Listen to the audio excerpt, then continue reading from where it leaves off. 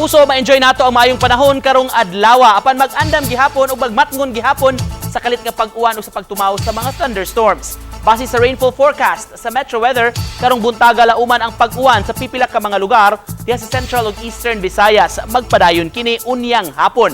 Posibleng masinati ang heavy rains sa pipila ka lugar, mao ang kinahanglang alerto kanunay gikan sa hulga sa baha ingon man pagdahili sa yuta. Matud sab sa Pag-asa, ang hanging habagat mo'y nakaapekto sa Southern Luzon, Visayas ug Mindanao. Apan mga kapuso, doon na kita'y masaksihan nga meteor shower sud ning simanaha o gitawag kini nga ang Signids. Posibleng makit-an kini sa kalangitan panahon sa peak activity sa Biyernes.